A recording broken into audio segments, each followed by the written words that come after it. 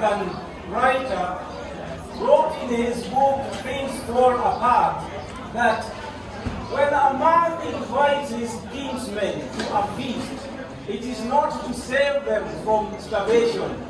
They have food they can eat in their homes.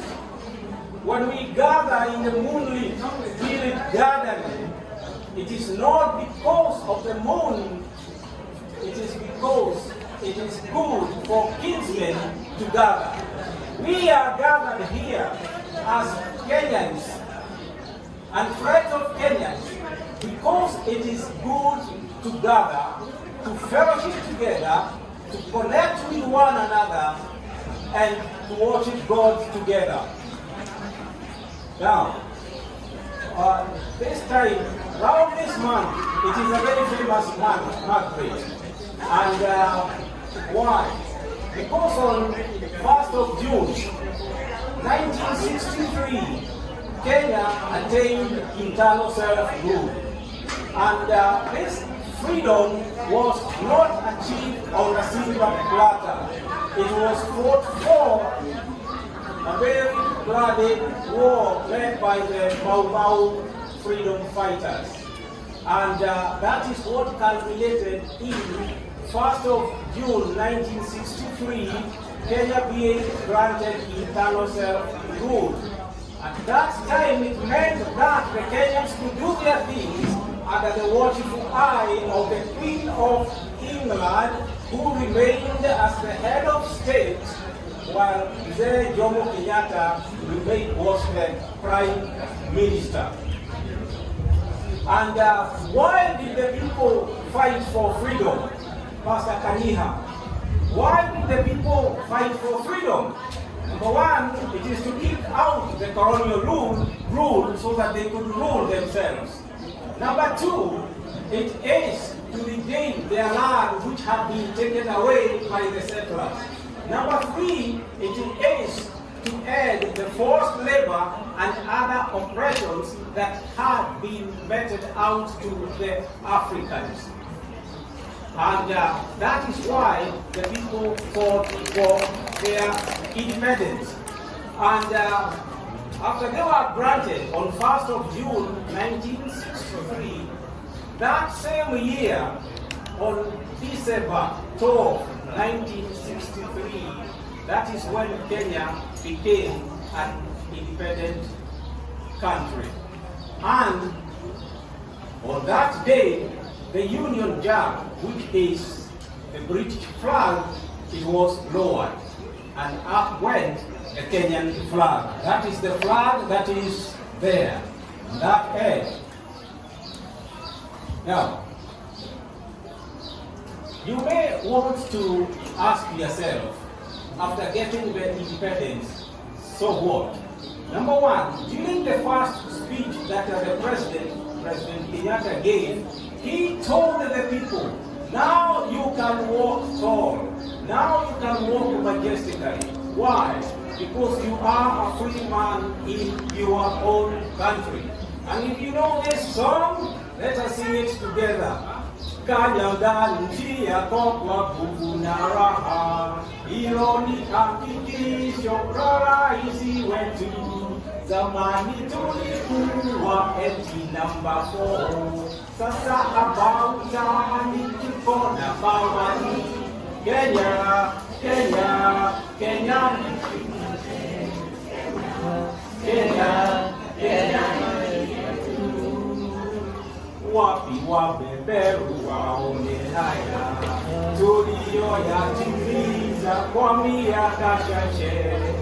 Wao walisema hakina akili, huku watunyonya afadhali kumbe. Kenya, Kenya, Kenya,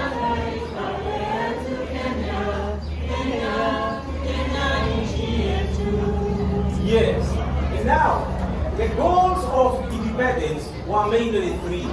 That was to eradicate poverty, to eliminate illiteracy, and to bring health to the people. By and large, you people who are here have attained those goals. and I can see the evidence of eradication of poverty outside. See all these cars? This is not poverty, this is wealth. This is God's blessings. So that God has been achieved. These are what God. When I look at you, I see people who are in good health. So for you, that has been achieved. And when I look around, I see very learned people. Yes. So for us who are here, God has blessed us and we have been able to achieve those three objectives. But what about our fellow Kenyans, our fellow Liberians, our fellow Ugandans, our fellow Tanzanians, our fellow Sudanese, those people who are there back in Africa, have they attained those three goals? The answer could be yes, it could be no. But by and large, you and I know that they have not yet achieved that. And therefore, as you celebrate, as you feel good, it is good also to remember where you came from. Remember those who are there and support them. They are your brothers. Now, I want one young person. John, come, John, come. This is for the good of the young people. They may not know, but it is good to let the young people know some things. Otherwise, if we don't tell them, who will tell them?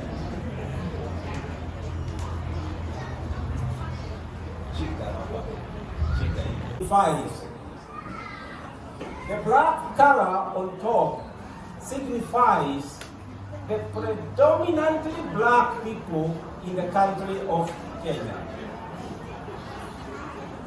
The red color here in the middle signifies the blood that was shed in the fight for independence. The tree of freedom is not watered by water, H2O. The tree of freedom is watered by blood and the blood of people. And Kenyans shed a lot of blood. That is why this color is there. What about the green one? The green color signifies the beautiful country of Kenya. If you want to see the big five, they are there. The lions, the elephants, the giraffes, the rhinos, the buffaloes, all of them are there. And if you go to Nairobi, you don't even need to go to the bush. Nairobi is the only city in the world that has a national park. So our country is beautiful. That is what is signified by the green color.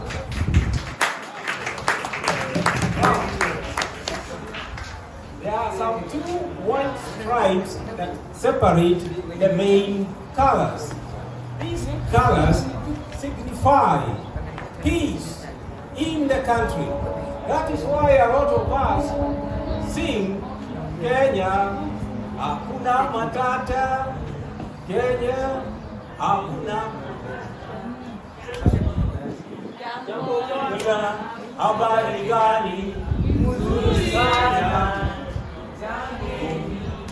wakaribishwa Kenya yetu, hakuna matata, Kenya nchi nzuri, hakuna matata, Kenya nchi ya ajabu, hakuna matata, Kenya nchi yetu, hakuna matata, wageni wote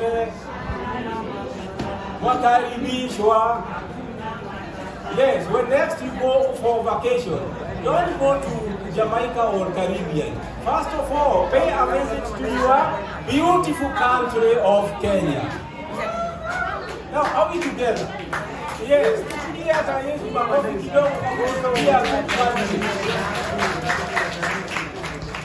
Now, we are left with two items. There is a spear here, no, a shield. And these are two spears that cross over. In the African system, since time immemorial, the weapons of war were a spear and a shield.